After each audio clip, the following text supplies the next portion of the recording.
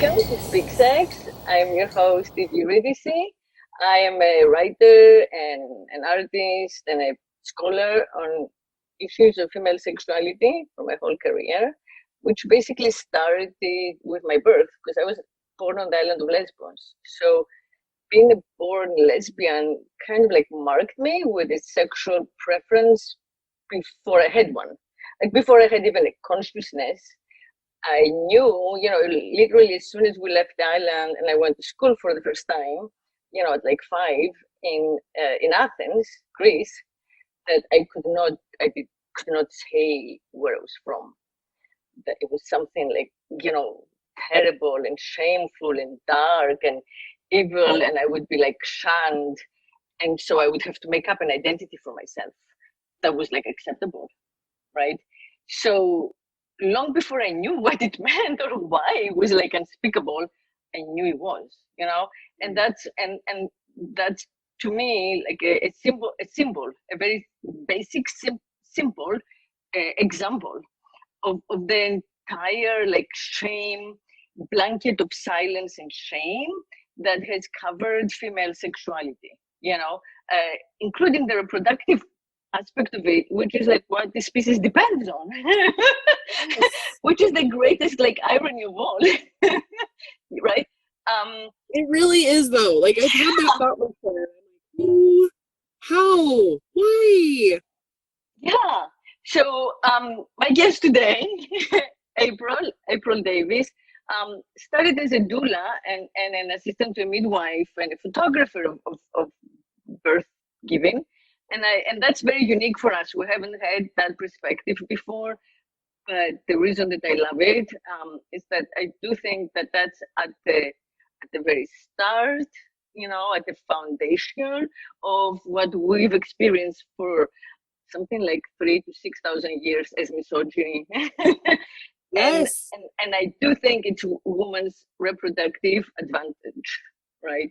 So I'm happy that, to have you speak with us today. You have a blog, the VaginaBlog, which is great that you name it by its name. And you celebrate as well as kind of like research and answer all things related to women's vaginas and uteri and urethras, and the three kind of get mixed up all the time. Exactly. They just think that whole area is called their vagina. I'm like, oh, it's vulva and labia. And yeah. Right. It all gets, into one like big category. It seems like people think there's like one hole. Yeah. So I think that, your work, both in social media and on your website and just, answering people's questions and bringing people together is very important and needed.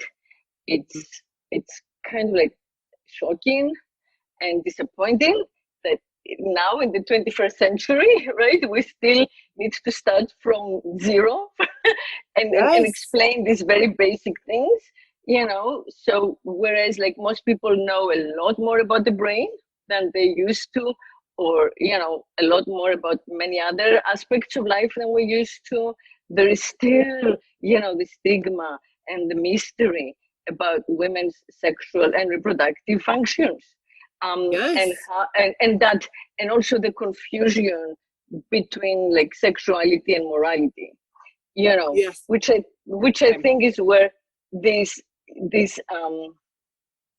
silence, this prejudice begins. We kind of like self-edit ourselves or self-censor a lot because of that assumed, ingrained, inherited confusion between sexual functions and moral identity, right? 100%. Between sexuality and morality. So just by admitting that we are a person with a vagina that works, we feel, immoral. Yeah, there's some sort of moral tie to that. Yeah. And I think this is probably the best way I've heard that explained, because you're absolutely right. That's the issue, I think, with you know, especially here in the United States, our roots are so, you know, Christian and Puritan. Puritan, and we've really intertwined morality with sexuality, and we need to start to pull some of these things apart and realize that they can work together and that they're not the one and the same. Right, exactly. Yeah. And especially when it comes to motherhood, Mm-hmm. you know, which again, I think that contributes to this extreme confusion, right? Because Yep. motherhood by itself is good, right? So long Mm-hmm. as it doesn't get associated with sex at all whatsoever, as if it happens in any other way. I know, isn't that just so? And it makes Like, me so sad. But once again, this was orchestrated this way. They had to take sexuality out of childbirth for it to be socially acceptable for men to start to deliver babies. It makes me so angry because 100 years ago, why weren't more partners protecting their women? You know, because as women, we didn't have the rights that we needed to have a voice for ourselves. Why weren't the partners there to protect us from this? You know, but they had to pull all sexuality out of birth because you can't have, that's inappropriate. If you have a male doctor attending a birth and there's any mention, because those noises that you make while you're in oh labor, yeah, and they're it's your sexual. vagina, that's where They're the baby primal. comes out. You know, like, it's so When my sad to me that we when my separated those water things. when my water broke, I'm telling you honestly, it was like a huge orgasm. It was the same Yeah. physical Oh, sensation. You know, so like much my relief. body, right? Mm-hmm. The nerves of the body experience it the same way. You know, my brain, like by the time it reached my brain, understood that this is something other, but the Yes. sensation part was the same. Yeah. The pleasure, it's the same, like, It's, you know, chemical, biochemical, response. oh yeah. So, That's yeah. I reached down and I reached up in and I put my hand on the top of my baby's head with my third child, and I pushed his head into my hands, and same thing, it was Wow. like it's a very orgasmic feeling, even though it was Yeah. also extremely painful. You know, there's a lot of Yeah. pain, but it is. But those things are all intertwined. It's the Yeah. same equipment that you're using for Hmm. both, and it frustrates me that we've just tried to sterilize birth. We've tried to I make it a agree with you medical so much. event. Yeah. Yeah, and we've pulled all the sexuality out of it. It just breaks my heart. Yeah. Yeah.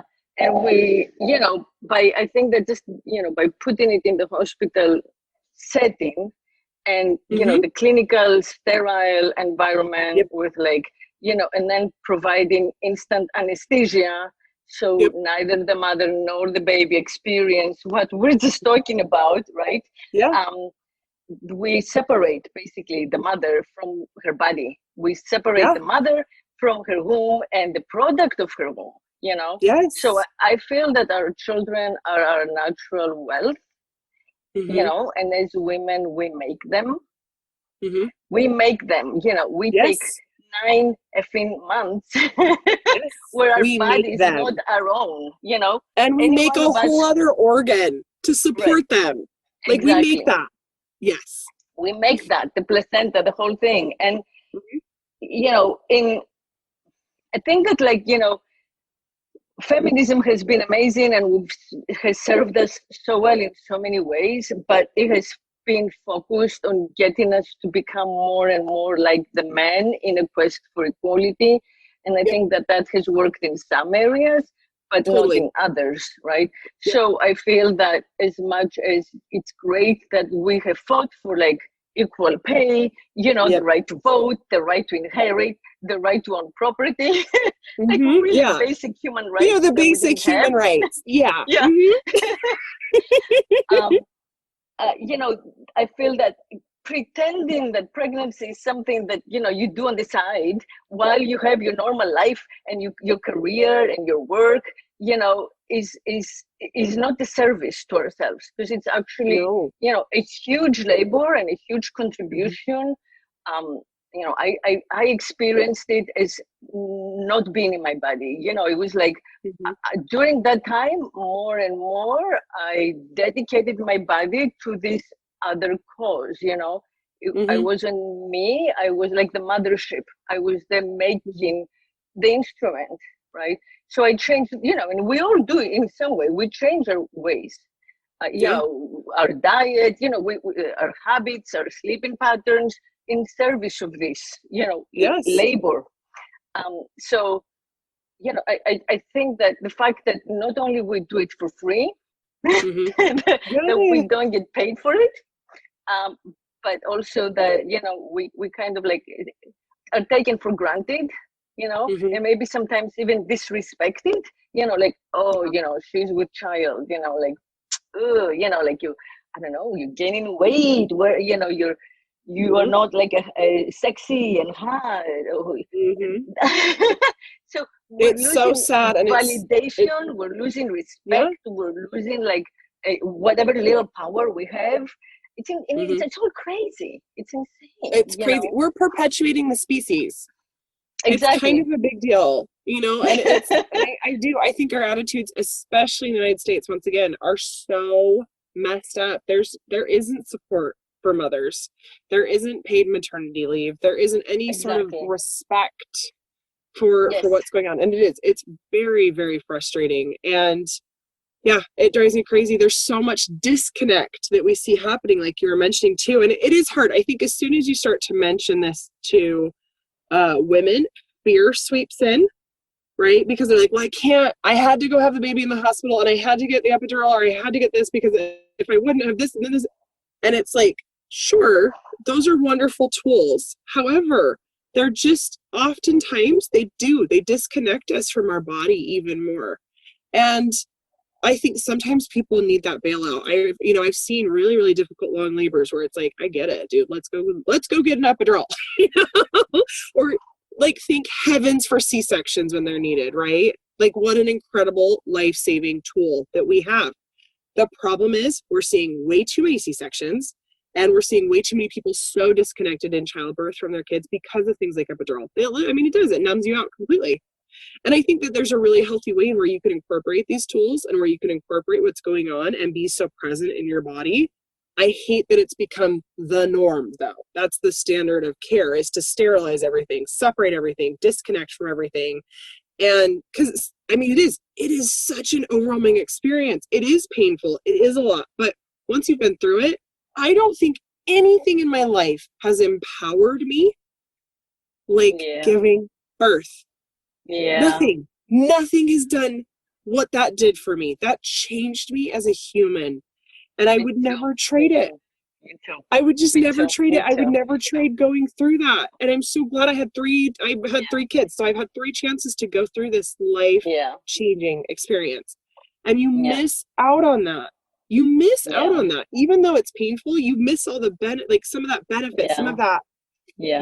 when you numb out from all of it and don't want to. And I And feel like that's the same with your life. child does too. Mhm. To me, it makes a lot of sense that, the Yeah. natural way is for the child to participate, to feel the need that there is no space, there is a way out. I'm Yes. pushing my way out. I'm going somewhere. I don't know where, but there is a consciousness. If we believe that at that stage, there is some sort of, the brain is as formed as it is when the child is a newborn, then Yeah. that consciousness becomes a rite of passage that's Yeah. necessary to avoid the trauma. Otherwise, Yeah. in one moment, the child is in, the safety and the familiarity of the darkness and the sounds of the The placenta womb. still. Yeah. Yeah. And the next minute, they're just like out under the extreme lights of a operation room, Yep. handled by gloves, by like professionals. Hmm. It's just like I can't even. I don't know. I feel that nowadays, especially since all midwives that I know of are connected to in some way or another, to some hospital, mostly for liability reasons, Yeah. so that if there is a need, they have somewhere to take the mother. Hmm. I don't see why we would ever go to hospital, if women would agree to go to hospital, except for convenience. And usually it's the convenience of the doctors. The doctors like the C-sections because they can plan their schedules and they can do it when they want. But I feel that the woman gets objectified in the process. and robbed, by the Yeah. of the experience. And I don't know, like I can give a million reasons, like if you believe in astrology, like what's the point of talking about your astrology if you like make an appointment and then this human being does not have a time of birth or a day and time of birth or any of that truth, because it's just made up by like you and your doctor according to like your work schedule. I mean, it's just like, it's, to me, it's an obscene intervention into the natural process, and it's only on behalf of the needs of the patriarchy, because it makes us all more like the male gender, and it takes away from women our reproductive power, right? Which is the one advantage we have over, the reproductive male gender. So, I don't believe in gender, like social gender, but there is definitely a biological gender. And, in that, within that definition, women have an extraordinary wealth, because, we can create more human beings. Those human beings make tribe, home, hearth, like who we huddle together with, safety in numbers, if we don't, if you take away like all the accoutrements of modern society, this family that we can create around us, can support like the land, can participate in the homemaking, can grow things, right, can work for the group. That's what we have. So that's the what wealth. we have. Yeah. And being separated from that by all kinds of like social inventions, like inheritance law or naming rights, whose is this kid, whose last name, whose middle name, whose, all of those, every step along the way, from the moment you sign that birth certificate, you as a woman, if you're not conscious, can be separated from your child.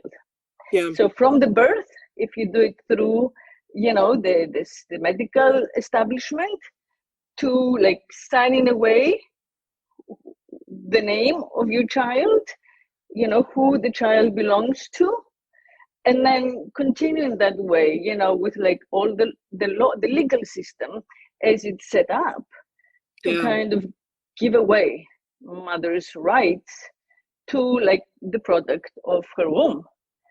So it's interesting that once you start thinking about what's happening, in those 9 months, and try to reclaim your agency as a mother and as a woman, you discover a lot of alternative options that are not like the norm. And that's where like the whole moral naming, shaming thing comes in, right? So, not fitting in takes courage. It does. Like saying the word vagina in public takes courage.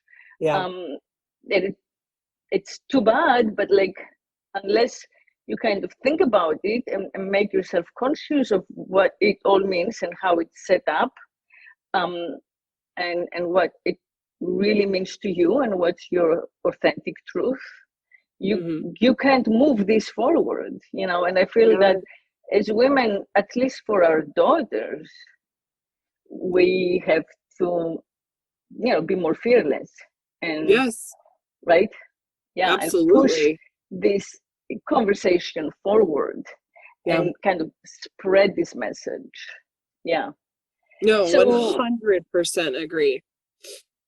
So tell us a little about your journey of getting to the VaginaBlog.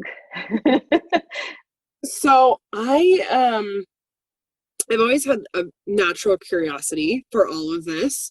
I love human anatomy, especially female human anatomy. It was just always so fascinating to me. And I did emergency medicine in college when I first got to school, and I loved it. And that was my first introduction to childbirth. I'd never really thought any of that through for myself or in general. And so I fell in love with the idea of having kids and, you know, made decisions about how I was going to do it and stuff. And when I had my second baby, when I was pregnant with her, I became really, really, I had a good experience with my first, but it just wasn't what I wanted it to be. I delivered in the hospital with a male doctor, had an epidural, and I mean, I even made it like, I had an epidural for like an hour, but it just wasn't, I just felt like I just kind of didn't quite get what, it just wasn't, that was the fulfillment, like, wasn't what I wanted it to be. And it's funny because, like, I think a lot of people assume when you start heading down different paths, it's because you had a bad experience. I really didn't, but I still was like, this wasn't just, I don't know, I want to try again. And when I was pregnant with my second, I read every book I could get my hands on about birth. I was reading midwifery textbooks and other, like, anything and everything. And I had this really incredible, I had a midwife, and it actually was even in the hospital with a midwife, and it still was like so life-changing and so empowering. And I was like, I think birth is where I belong. I think this is what I'm supposed to do. And so when my daughter was 8 years old, my second daughter, I started looking into becoming a doula, and I got hired by a nurse midwife as her assistant doing home deliveries. And then she also had a birth center. And I loved it. I then took on my own clients, my own doula clients. I was doing a lot of work as a birth photographer, and it was just really interesting to observe the difference between home births and hospital births with a doula and hospital births just there as a photographer. When I was there as a doula, there was this like sense of, like, there was this protection that I kind of was offering. You know, they were explaining everything they were doing. They were asking questions. There was conversations and consent happening. And when I was there as a birth photographer, I was a fly on the wall, just observing what was happening. And it was a very different scene than even when I was there as a doula. And that breaks you after a while. It gets really, really exhausting.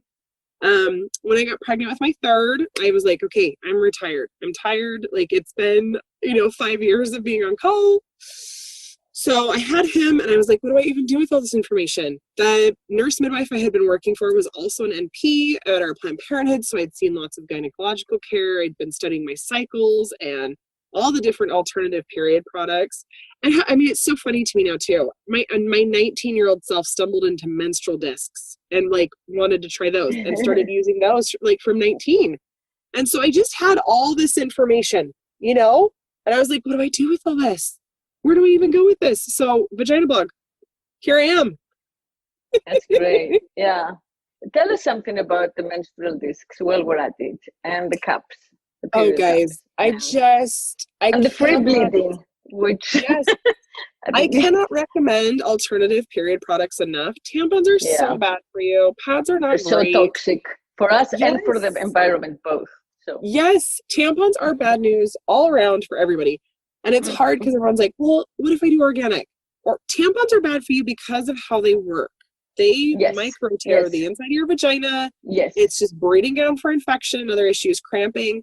I get messages at least weekly of people saying, I don't have cramps anymore. I switched to period panties and I don't have cramps anymore. I switched to a disc. I don't have cramps anymore. How did that happen? Your tampons are ripping up your vagina. That's why. Like, for sure. Yeah. So plus they're like so recent, it's like we have such a short memory, like literally until, I don't know, 30 years ago, no one was using them. And then they became the norm, but for like thousands of years, women were like bleeding. And when they were bleeding, like they would put cloth, and connect it somehow, to their underwear or their pants or somehow, and take it off, wash it, put it back. And that's it. They just kind of went along with it. It wasn't such it didn't have to be like eliminated so that there is no sign of it, Which comes back to like what we were talking about earlier with living in this very masculine society. Of course, it's like shove a cork in there and don't deal with it. Of course, tampons became the norm. We're trying to keep up with the society that we're dealing with. And that's the thing, like, we don't need to fit into that box. And also, not just, it's the tampons, it's the new generation of birth control where most women don't have periods or they hardly bleed when it's supposed to be their cycle when they're on birth control or IUD, both.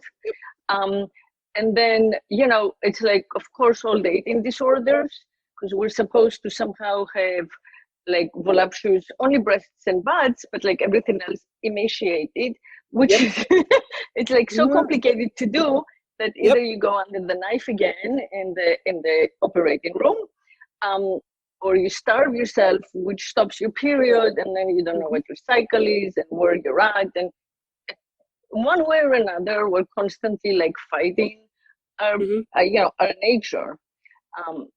And what's the, and also, you know, of course, like, you know, so many women like delay becoming mothers in order to have a career, you know, for so long. And then, you know, you get like 20, 30, 40 years, you know, whatever, of having menstrual experiences and not knowing why you're having them, which is so you can have a baby.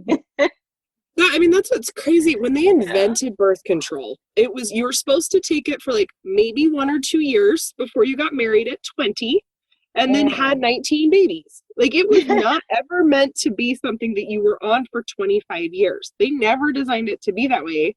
And they're now realizing that doing that is extremely harmful.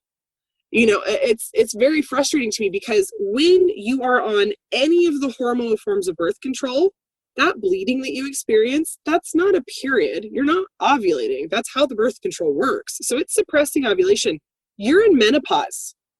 And they didn't really think through, like, if we put a 13-year-old girl into menopause for 20 years, she might not be able to have kids when she decides to 20 years later. Like, it's very frustrating to me that that wasn't, like, there was no follow through. There was no thinking it through.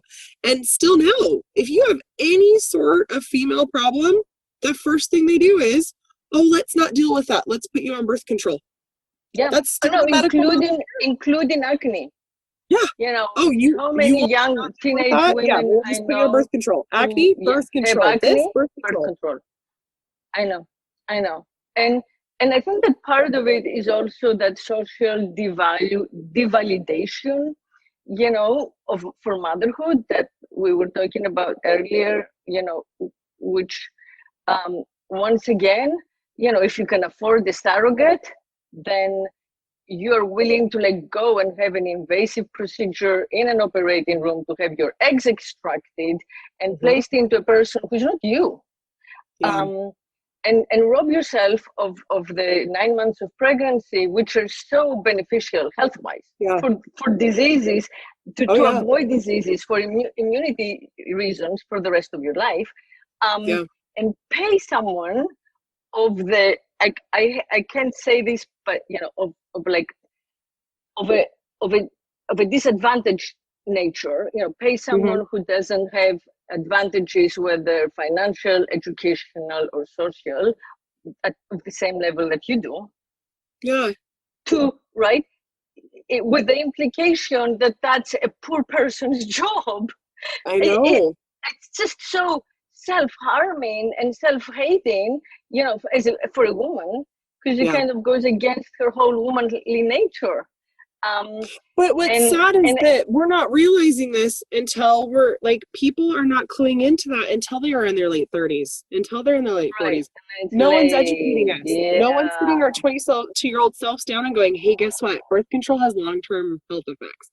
So I know your doctor, who you're supposed to trust, keeps telling you to just be a good girl and take the birth control.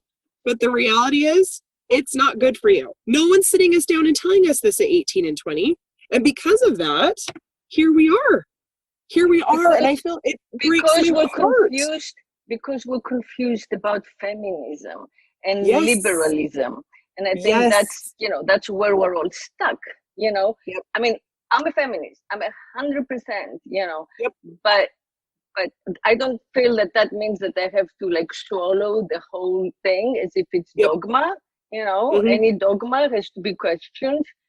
Take what works and, you know, reject what doesn't. And for sure, this kind of disrespect for motherhood doesn't work, you know, so that you can make a few more dollars and have like a higher income, like selling bullshit that doesn't in any way profit society most of the time. I mean, very few of us actually like devote ourselves to careers that better the human race. You know, most just better like somebody's pockets. So, you know, to do that in exchange of kind of like going through the fullness of being a woman is, to me, like a tragic exchange, and it's not liberating. It's not This is what's liberating. broken in our society, though. This is what's completely, we're so consumerist, we're so capitalist, and we're missing out on the very, very simple joys of being a human because we're consumed by all of that. And it is devastating. And it's sad because, like I said, no one's sitting us down at 18 and telling us any better. They're just not. And I mean, that's a lot of the reason that the VaginaBlog is so important to me. Yes. Is I want to make sure that people understand what they're doing to their body when they're taking hormonal birth control. With that being said, though, I also will go fight to make sure that it's available. And that's feminism. Feminism is educating everyone and saying, hey, this stuff's super bad for you. But you know what? If it's your best option, I'm also going to fight to make sure it's available to you, because it is ridiculous that it wouldn't be, you know? Yeah. Well, that's part of, to me, we have, pro-choice gives us the right to our body. So it's a necessary start.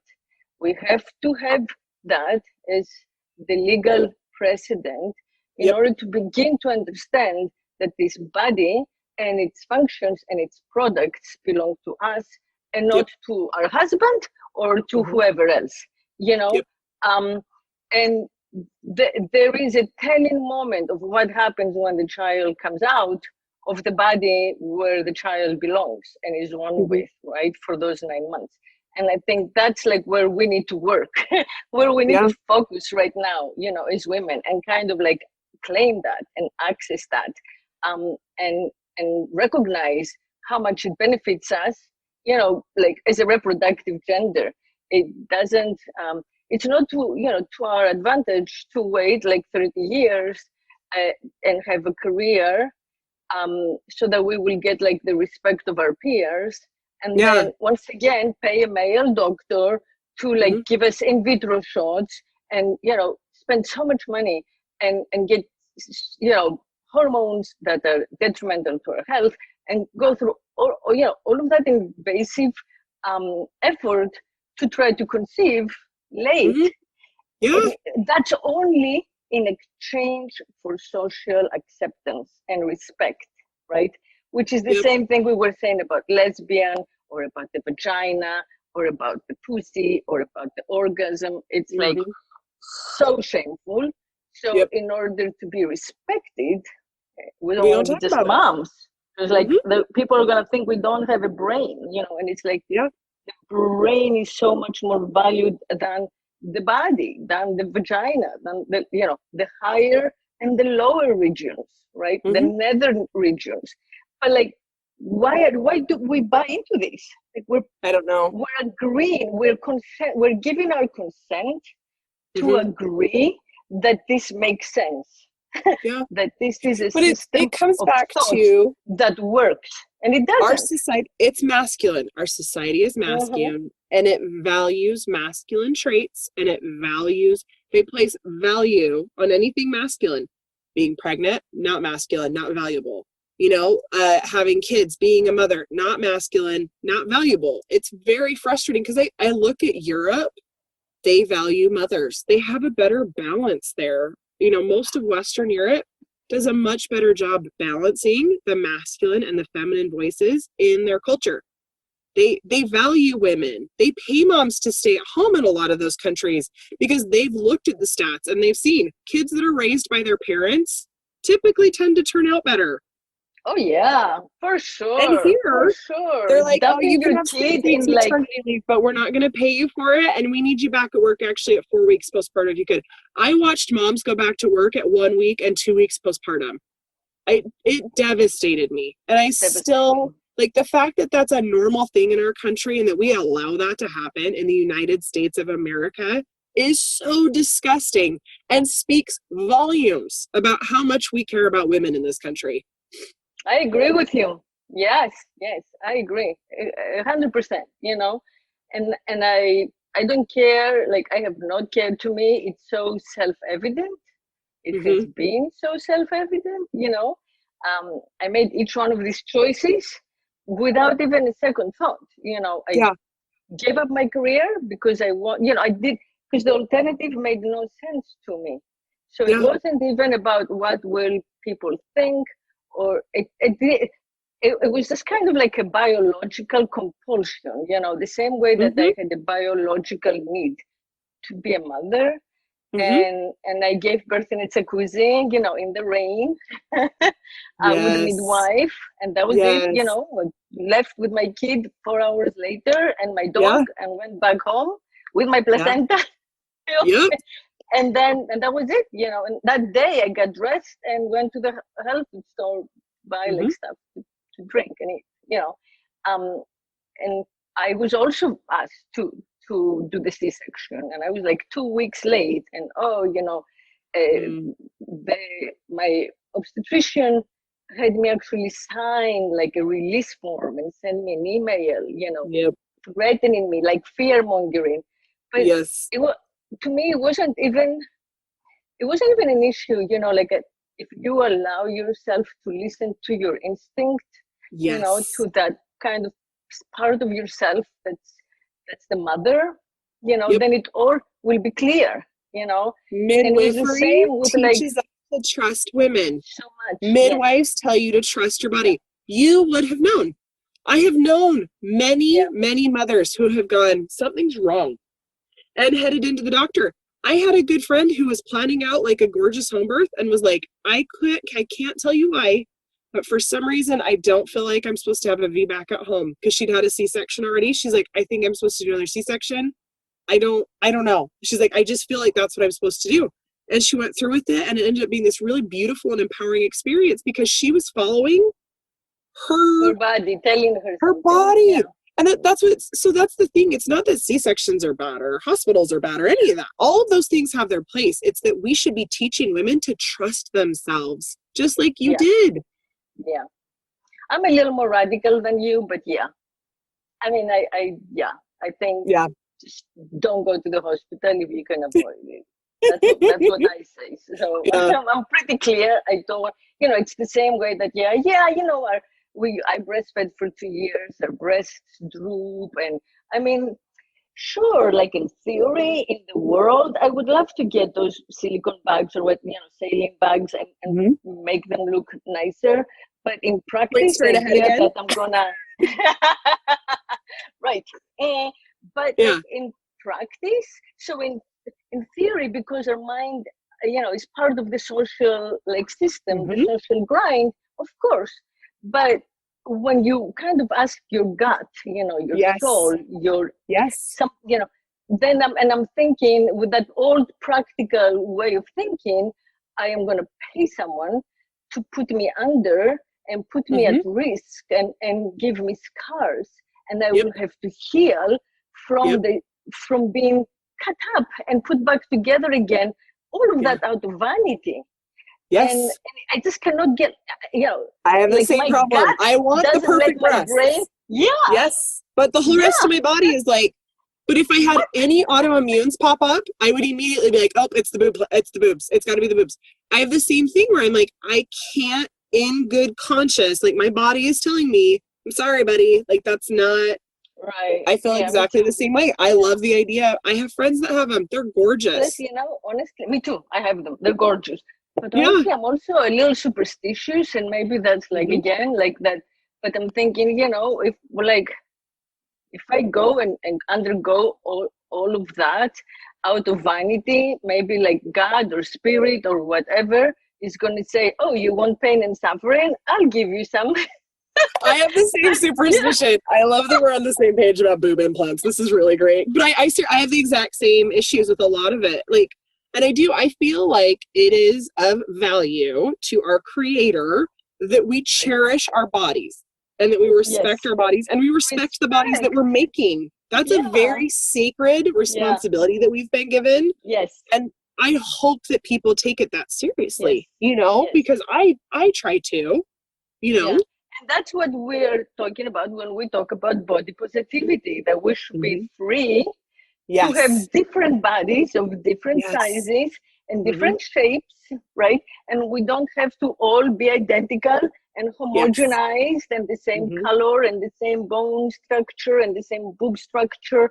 I mean, and why are we going along with this way of thinking that if you look fake, you're wealthy and like you are socially stronger, like you're in a better social place because you look like you've gone under and someone has given you like Nordic alien whatever they, cheekbones and a bony chin. And why would we all want to look alike? Don't know. I mean, everybody's totally different. And, and that it has gotten down to the vaginas, better than me. I mean, I had one doctor who on the show, who is who does reconstruction surgery of the vulva. And, of course, I was like horrified. He didn't give me one good reason for like his entire career. Like he would be like, one labia is bigger than the other. I'm like, wait, that's like 99% of human women. That's a normal thing. So give me something that's not normal and then we can talk. Usually like one eye is smaller than, like we are not 100%. We're not symmetrical critters. Like we're alive. Like when you look at nature, you look at flowers, you look at trees, we don't expect them to be all exactly identical. No. And when we look at people as others, we give them permission to be different. That's okay for them. Like we see that makes sense, that's fair and just, that they can be of any color or any height, or any girth, and we don't usually judge them. Those of us who are a little bit involved don't judge people, but we judge ourselves. We judge ourselves, right? So it's like we can give others permission to be flawed, but we will not give it to ourselves, which is again like such self-hatred. It's such self-disrespect. It's like, having that inner judge and inner critic, but it's built in. It's built into our society, and it's built in once again because we live in a masculine culture. Of course we hate women. We were told to. They're not men. So it's bred into us from a young age because our mothers didn't love themselves because they couldn't, because they weren't men. So they pass it on to us. We then judge each other, right, as women. So much. It's so sad. It's such a disservice to and I don't know. I remember having like a really a huge experience with this as like a young mother, and I just made a commitment. Like I'm done. I'm done with gossip. I'm done with not supporting each other. I'm done with judgment. I'm done. I quit. I'm not doing it anymore. I'm showing up for the people in my life and the women in my life. I'm supporting them. I'm not judging them because I'm not them. I'm going to do what's the very best I think it is for my kids, and it's going to be completely different than what anybody else thinks is the best for theirs. It is. Amen. Right? Yes. Right? Yes. So I'm done. I'm all about the sisterhood. We need it badly. We already have so much on our plate. We don't need to add to it by having this really deep misogyny that we're raised with. And it's just because we're not men. We're never going to be men. It's everywhere. Like if you look at all the shows on TV. Sorry. Where are you? Oh, there you go. All the shows on TV, the women are all the ones that look alike and are like, robot-like alike, cosmetically redone to fit in and then filtered. The lens edits them even more. We have all those like reality competitions. Who wins? It's always like a pyramid, and there's someone on top who's the winner, and the rest of us are not. But that's how we are trained. We're constantly like trained to judge from that point of view of like have and have not, of inequality, of like the ones who are at the top of the ladder, and then the ones who want to be there, and what do they have to do. So it's it's like a constant competition for something that's not really attainable. And we Yes. waste our life, and life is short, and then you spend years like stuck in these narrow ways of thinking and defining, because that's the only avenue we're given if we like stay with like mainstream media or mainstream education or mainstream work, and I don't know why like conversations like ours are not primetime TV. Yeah. But we're not. We're always like in the periphery, Yeah. trying to be heard. And We're we gonna don't make get it happen. accessibility. We gotta just keep doing this. We gotta put it out into the world, and we just gotta keep making it happen. Because when we talk about this stuff, it gets other people talking about this stuff, and then that grows. Yeah.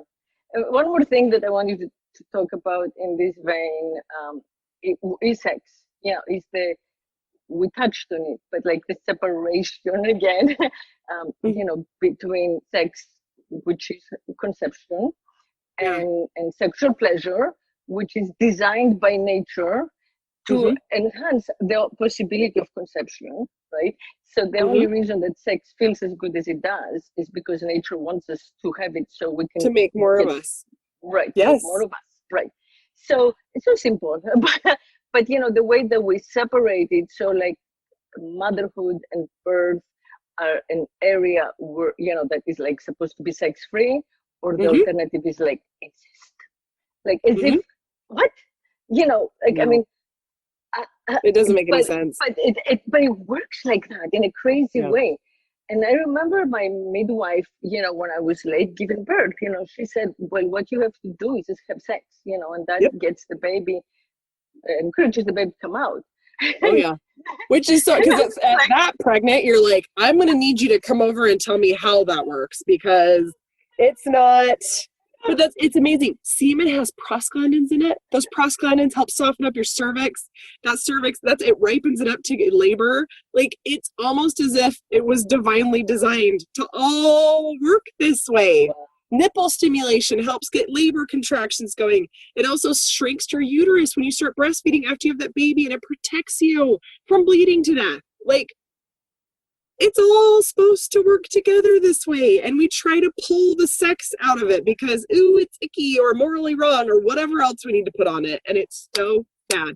Sex, birth, conception, it's all in us. But of course we made it bad.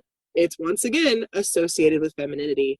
And it makes me sad, because one of the examples that I use as I talk about the menstrual cycle is, if you go outside in the middle of the day and you look up at the sky, there's a big round yellow ball, rises in the east, sets in the west, exactly the same, 24-hour cycle every day. Men complete their hormone cycles in 24 hours. They're hormonally the same every single day. Same person. They're the sun. When you go out at night and you look up at the sky, where is she? What is she doing? Is she full? Is she crescent? Is she napping and not even there? We complete our hormone cycle in that 28 to 32 days. We're the moon. Why are we being asked to be the sun? We get our periods at night. It's beautiful. We get very sensual at night. Most females, that's when they see those hormones kick in. That's when we become our sexual selves, right? It's no coincidence that all of these things happen in the night. We get creative at night. We get creative at night. It's because we get rebellious at night. Yes. We get rebellious. We get wild. It is. I was just reading, and it was so funny. My husband was noticing this, because he's like, boys at a sleepover play Nintendo until they can't see straight, and then they go to sleep. Girls, they're breaking out the Ouija boards. They're doing prank calls. Yeah. Oh yeah. I was like, oh yeah, girls are dangerous at night. Magic. Yeah. But that's because that's our time. That's our mom. We're the moon, and we're being asked all day long to be the sun, and we are not the sun. And I'm done playing the game. I'm not the sun. I'm the moon. I'm gonna be the moon, and I'm gonna be my best moon. Yes. And also, one more thing. Yeah. Postpartum sex and postpartum depression. How about that? Yeah. Like Yeah. the culture is non-stop saying, oh, yeah, we have to respect mothers who like hate their children and don't want to touch them and they get depressed because that's so normal. But they never say we have to respect mothers because like they're really aroused and horny and they need sex, because they're breastfeeding and they need to get laid and they want to be feeling sexy again. No, that no one says that. So in fact, what's happening is that the poor woman is confused because now, like, is she supposed to be acting like a dude again, or immediately, or is she supposed to, like, she doesn't know how to be a woman in an empowering way, and that's and doesn't have the support to help her either. That's depressing because, like, you don't want to be a convalescent invalid with an unfamiliar body, and especially if you're not breastfeeding, right? Or just pumping and passing the milk along in the bottle and going back to work. And it can be so alienating and confusing that it presents as depression. But we don't have our it's because of that distance. Yes, the distance from the natural way of things, And so postpartum sex is a topic that no one talks about. And I think you do, right? Yeah. Yes, and we need to more, but that's the thing. We don't have our village. We don't have our moms and our sisters and our aunts and our grandmas showing up at our house and cooking meals and taking care of us so that we're feeling like we can actually have the opportunity to heal. Yeah. And so we miss this village. So then we don't get the healing done very well. We're back up on our feet. Well, that causes you to bleed longer. Nothing is sexy about bleeding longer than you need to, right? So you get a prolapse. Then you end up with prolapse. You end up with all these other pelvic issues because you're up taking care of everything and you really should be down. American women do not like to lay down and stay down. We are incapable of it because we have been told once again, go, go, go, go, go, masculine society, And so we don't rest. We can't rest anyway because we don't have work off to do so. And we don't have the support of our village next to us. And so when you take all those things away, of course we invented postpartum depression. They didn't used to have this as an issue because everyone was there to help take care of you. Of course we're seeing that so huge in our country. Of course people are depressed. They're not sleeping. No one is helping. They're cooking, they're cleaning, they're working. It's so much. It is so such much a heavy for the weight. modern woman. And so much for the mother. Yeah, and she knows, we know, that this is our freedom. So like, we don't want to give that up, we don't want to go back, some women, let's say, marry well, as they used to say in the old world. and they feel empowered by that, and they're like, cool, like I get to be educated and interesting and well read and do like my art on the side and get supported, they are the extreme minority, and B, they are actually missing out on the experience of not being dependent. Not being dependent at all. Which is a wonderful, amazing lesson for a woman, So if we want to kind of like be feminists, and sacrifice so much to be able to have a career and a personal life and a love life and a partner and a child, and we should also consider the value of like experiencing that as an independent whole human. And that's where intergenerational families come in, multi-generational gatherings allow that experience, because we are relationship creatures, women even more than men, we don't want to be like all alone. So if your mother is supporting her husband and your aunt is supporting her husband, or and everybody's like in their nuclear family bubbles. And then you're depending on your girlfriends, which is great, but they have their children and they have their husbands and they have their work, and they can't like move in. They can't move in.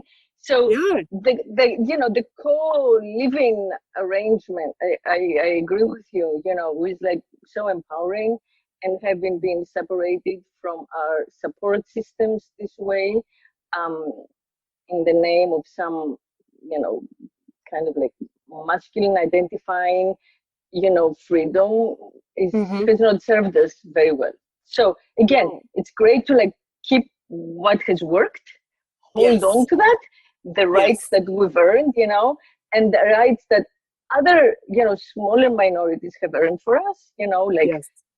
gay people, trans people have expanded the meanings of marriage, divorce, health rights, Yeah. discrimination for us women as well. Oh yeah. So all that's wonderful. So keep the good, but in the process, not try to become what we're not, Yeah. and squeeze ourselves into these little tiny categories that are Yeah. false. We need to start supporting each other. We need to embrace our femininity and make peace. We need to get to know our bodies, our own anatomies. We need to get to know ourselves. We need to feel empowered and confident in who we are. We have got to break that cycle of this misogyny that we have so deep rooted in our society and stop hating women. We have to. It is time to love and support each other, and that starts with loving and supporting yourself. Okay, that's beautiful. That's a beautiful closure. Thank you so much. Everybody, Yay! vaginablog.com. Mm-hmm. Everything we haven't discussed, but you have questions about, she's Yeah. probably answering on the web. Yes, Thank come you, see me. April. Thank Yeah. you so much for Love having you. me. Love you. Love your work. And I hope Thank we speak you. again. And Okay. everybody out there, always speak sex. And visit oldplayground.net, our lifestyle-centric, ethical monogamy one-stop shop website for all your questions, resources, and new desires. So make that site be your facilitator, your strategist, your learning companion on your pleasure journey, on your personal awakening. Because remember, your pleasure is one of your measures of your freedom.